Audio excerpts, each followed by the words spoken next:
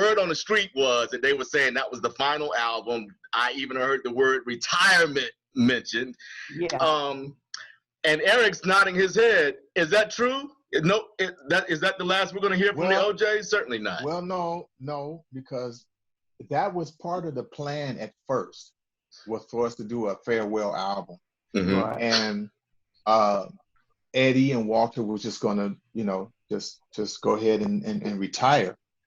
I didn't want to do the group thing with Eddie and Walt, without Eddie and Walt. You know what I'm saying? I didn't want to do that. Without them, it's just not special to me. Just be somebody you're replacing. Mm-hmm. And it's just, and I've been around those guys for 25 years, and I know what it takes to make up the OJ. And Mm-hmm. Miss Scent, she probably can contest to this. To make up a group like that, there's a lot that goes into it. There's a lot of them also being witness to racism, Mm-hmm. them also being a witness to coming in the back door and performing. You know what I'm saying? Couldn't come through the front. Right.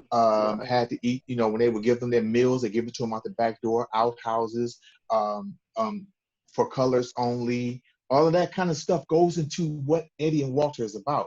Mm-hmm. All that stuff goes into the music and the heart of the music. Mm-hmm. You get all that pain and all of that and all of the things, the trials that they went through in that music and on that stage. And that's what Miss Scent feels when she's here with Eddie Levert or Walter Williams. Mm-hmm. And so to replace those guys, there's no way I could get that. You know what I'm saying? It's not the same. It's not when you just don't get two guys just to sing the songs. You know what I'm saying? Because Eddie and Walter, they put 150% in it every single time they perform. Every single time they perform, they're trying to win. Whoever's on the show with us, Eddie and Walt is trying to murder them. Yeah, I was gonna say the other actors got to be ready because y'all are coming to kill them. Yeah, and that's the reason why we're able to do tours with the Gladys Knights and the Frankie Beverly Mays and Whispers, because they come from the same era.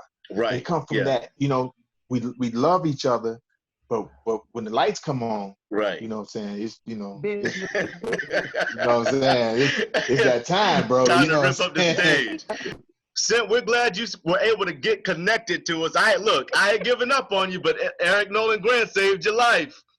Hey, thank you, Eric. I was sitting here looking, I said, well, what is wrong?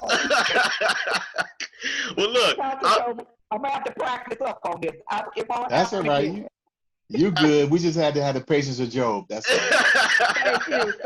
Thank you. A good, patient Christian man, Eric Nolan Grant is. All right, so I'm gonna click you off, and we'll talk to you later soon. Okay.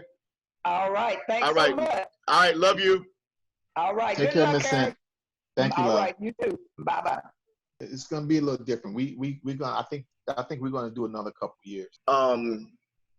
Eddie had a health scare episode, and you that was in Atlanta, Georgia. Okay, wow. You held him up, made sure he was okay. Walt carried on with the show like a trooper, and I think you became the voice of Eddie Levert later on in that show. There's a clip of you singing. I did Living for the Weekend. I did Living for the Weekend while I was holding Eddie up. That's me doing. Come on, y'all. Okay, yeah.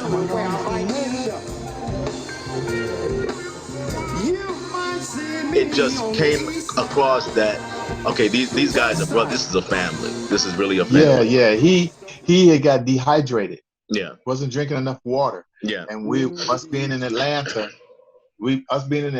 and only God knows why our valet had us on them hot ass suits. Eddie was saying, "Man, I'm about to pass out up here." And I said, "Yeah, man, it's hot as hell up here." Jesus. He said, No, I'm about to pass out for real.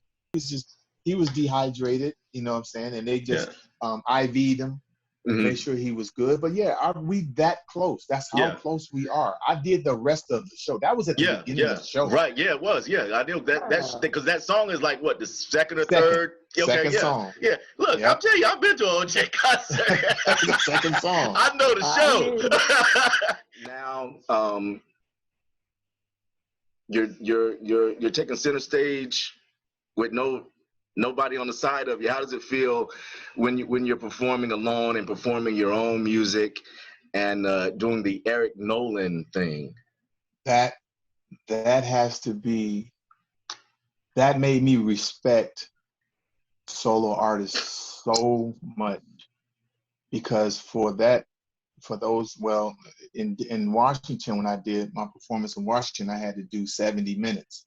So to do 70 minutes with just you and your vocals and try to be entertaining and interesting and exciting and loving and all of those things that I get from the other two guys that I'm with. You get some help. You got to do all of that in once. You know what I'm saying? And it becomes trying. The only thing that I wish I could do is I wish I could do more dates consecutively so that I can get better, so that I can get used to being up there by myself. Right. You know what I mean?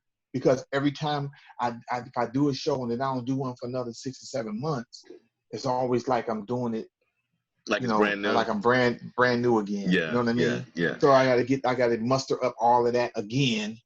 You know what I'm saying? Because I don't have, the bookends with me. You know what I mean? Right. Well, how you've had three projects, 4 projects? 4. 4. I'm gonna tell you what my favorite is. I love this. The hashtag IML in my life. Yes, sir. I am waiting to hear that song played at a wedding when a bride walks down the aisle. That is a beautiful, lovely song. Wonder how I would live without you. In my life. You got me wrapped around your finger, and I ain't going nowhere. Tell us how that came about. Well, my nephew, who's my writing partner, we wrote songs for Charlie Wilson, Function, Tim Bowman, Johnny Gill. I mean, I thought when we came up with the hook, when we came up with the In My Life thing, I thought that I was going to be singing about this young lady who I don't want to leave my life. I want to keep her right here in my life. Well, his idea was explaining to everybody how this woman makes me feel in my life. You know what I'm saying? Yeah. Like everything about her, you know what I'm saying, is what I want in my life. So I liked his idea better. I thought it was more universal than mine. You know what I mean? I thought mine was just a tad bit of a downer, but his was more universal, something that guys would want to say to women. Yeah. Might want to put on and say, hey, this is how I feel about you. It's really catchy. I love the hook of it. Doing just fine in my life. Sir. Love it.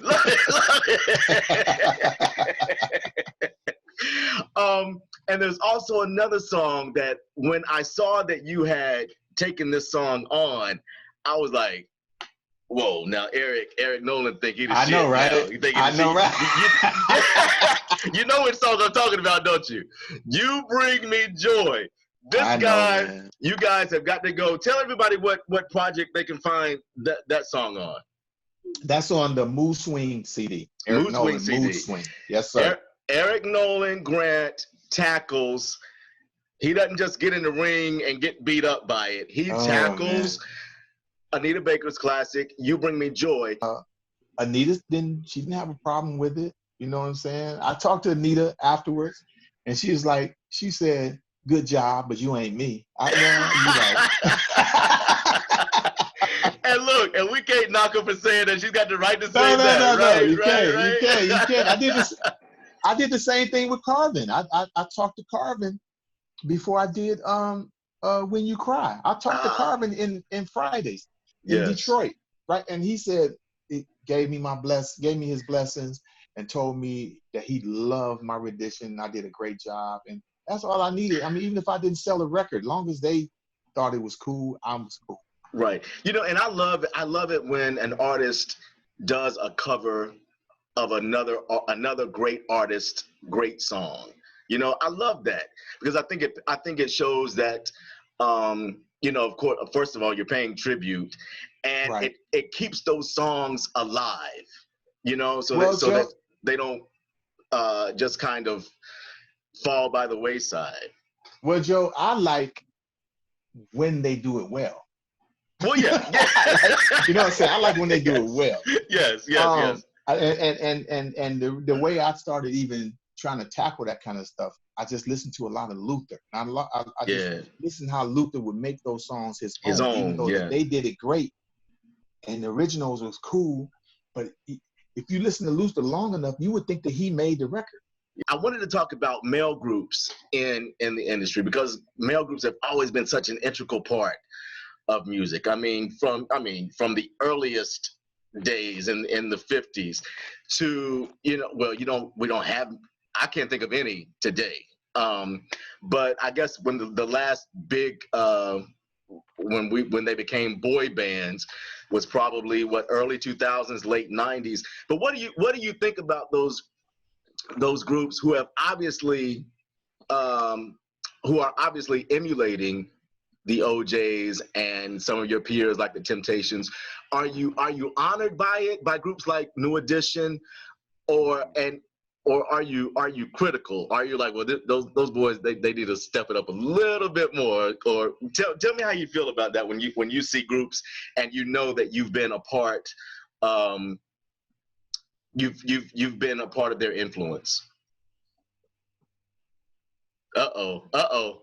He's pondering. Well, you know, I don't really have to ponder, man, because tell the truth and shame the devil, Eric. I'm just saying, man, I feel nothing. I feel nothing because, one, I haven't seen a group yet. I have not seen a group yet. Yeah. That can emulate the OJ. Right. The ones that could emulate the OJs is not here. That was Burt. True. That was Gerald and Mark and Sean. True. The only two people that I think come close to the type of tandem that Eddie and Walter have, and I've said this before, is Casey and Jojo. Those are the only two that I've ever seen. North Carolina boys. That if they're those are the only two guys that if they said, well, hey man, Casey and Jojo is going to replace Eddie and Walter, I'll do that. Oh wow. I'll do that. Okay. I wouldn't give it a second thought. I'll do that. Wow. I'll play my role in the middle. Let Casey do Burt and let Jojo do a lot of Walt's parts. Wow. I wouldn't think twice about it. I never considered that. I never considered that. That was the only two that I see can come close to what Eddie and Walt, the magic that they bring. The only two that I see can come close to the magic that Eddie and Walt bring. Well, what about, since we're talking about that, this is my favorite performance from the OJays. BET Awards, when you guys received the Lifetime Achievement honor. Yeah, man, don't do that to me, man. Don't do that to me, bro. Don't do that to me. Don't do that to me. Don't do that to me, man. What am I about to do to you, Eric? You can't ask me. You can't ask me about that. You can't ask me about no Tyrese, Johnny Gill, and Trey Songz. You keep and no, man. Listen, Tyrese, hands down, incredible talent. Yes. I mean, flat out can just flat foot sing. Right. His props from me to him, it's like this. Yes. Okay. All right. Johnny Gill. Johnny Gill is an amazing talent that has to be corralled. Okay. See, Johnny Gill worked so well with New Edition because he didn't have to get loose. He didn't have to be all over the place. Okay. He corralled. All right. I'm understanding. And I have zero. I have zero to say. Okay. All right. Nothing to say about All right. Trey Songz. Well, Man. I have nothing to say about Trey Songz because Trey Songz' talent is in his lane. okay. All right. His lane is totally different from the OJ's lane. Yes, I agree. I agree. Well, I want to move off of this. All I wanted to say was, Eric. All I was going to say was, I really enjoyed their version of "Let Me Make Love to You." I thought they did a good job. My bad. My bad. I gave you more than what you bargained for. It's My cool bad, man. and exclusive. Man. That's going to be on the promo. I'm using that clip on the promo. That's cold. Man. That's cold. I'm not saying that there's no groups that don't really do it for me because actually I'm a huge New Edition fan Yeah. of their performances. Now, there's other things that take place within that situation that I'm not cool with. I'm not fond of. Because see, with the Temptations, I've been to their shows. Those guys, if it's 5 mics is on, 5 mics, people are singing it. Yeah. Eric, keeping it real. That's gonna be a new segment. That's gonna be a new segment. You get if Eddie's in his horse, you gonna get 110% of Eddie's hoarseness. Yeah. And he don't make excuses. He don't. You'll never hear Eddie say, "Oh, excuse me, y'all, I'm under the weather right now." You'll never hear him say it. Yeah. Well, that's what I always would say about Whitney Houston. You know, on her worst day, still heck of a lot better than a lot of what's out here. So that comes from that training, that old school performance, and taking the business called show that seriously. There you go. That's taking it seriously. You know what I'm saying? Not wanting to cheat your fans or cheat the audience. You take pride in not doing that. I remember one day doing a show in Atlanta, and Bobby and Whitney just stood up and started dancing in the middle of our show. They were sitting in front row. So they just started dancing in the middle of our show. Whitney was a love bug. She was full of love.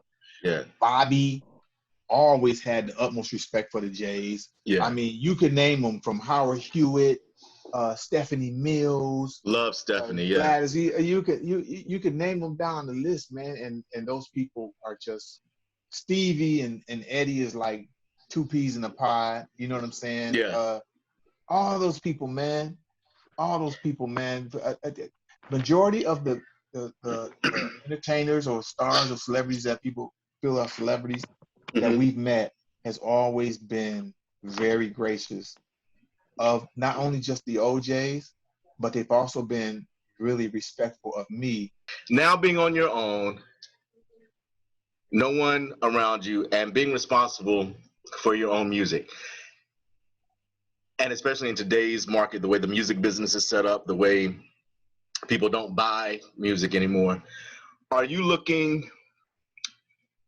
chasing hits with this phase of your career or happiness? I'm happy with what I'm doing, but I don't think I'm chasing hits. I think I'm more or less chasing consistency. Okay. I think I just want to put out a body of work to where I can be consistent in my performances and performing Eric Nolan. Man, it has been a pleasure to sit down and talk with you, man. This has been one of my most enjoyable interviews, and I hope we get a chance to talk again. If we don't, tell everybody how they can find you and where they can follow you at. I have an Instagram. I am Eric Nolan on Instagram. I have a music page on Facebook, Eric Nolan, and I have a Twitter. Only God knows the name of that. I think it's Eric Nolan Grant. Because I don't do Twitter, man. I haven't mastered that yet. I barely mastered the Instagram thing, but that's where you can find me though. I'm on all 3. And I have a web page that keeps up with me, ericsroom.net. Cool. Cool. You know what I'm saying? Oh, and JD, man, come on, man, let me plug my radio show. Yes, bro. yes. Oh yeah, yes. I was listening yesterday. Yesterday. Come on, brother. And this man, he's not only behind the mic on stage, he's also behind the mic in the radio station. Man. Yeah, man. I got my own radio show called 10. It's called 10s. The Eric Nolan Show on Sunday nights for the lover in you from 8 to 10, and Mondays and Tuesdays at 3 p.m. on WOVU 95.9 FM in Cleveland, Ohio. And if they can download the app, and they can get me wherever they at. Wherever they are. Wherever they are, they can get me. Well, listen, thanks again so much. I hope that you will follow us at JDtv _is_on, and we can keep in touch. It's on ITS. It's on. Is on ISON. Is on. Okay. JDtv _ISON. And we just got off the phone with Gladys Knights. We're trying to hook up with her and do an interview with her coming up. If that doesn't work out, I'm gonna call you to see if you can get your brother to. I will. I will. I definitely will. I mean, Gladys, I'm like in love with Gladys Knight. She's amazing. She's amazing. She's amazing. Always treated me like family. She's a love bug. I mean, she's everything to me. Everything. Yeah, and she spends a little time here in North Carolina too, up in the mountains in Nashville. She sure do. I enjoyed myself, JD, man. Thank you, man. Anytime you need me or you want me to do another one, something comes up, and you say, "Oh, let me call Eric. Let me find out what's happening." I certainly will, man. I know he'll tell me. I know he'll give me straight. I don't know if I really want to ask him. You're going to be my new go-to. I'm trying to tell you, the safest person to talk to out of all of us is Walt. Oh, really? Why is that? Walt is politically correct. Okay, all right. He's very meticulous in his answers. He's very, you know what I'm saying? Walt's always on good behavior. He'll say some things, but he ain't gonna. But me and that Eddie Levert, woo! Look, I believe it. I believe it. I don't believe it. I done told you. Man, have a great rest of your day, man. Stay safe. Thank you. Stay You too, safe, because we certainly want to see you guys out on the road or in Vegas. JD, whenever you hear about us there, man, please reach out, man. I am, man. I am. All right. I'm dead serious. I am. Oh, I'm gonna hold you to it. I don't forget nothing. I'm writing it down. You take care, bro. All right, man. You too.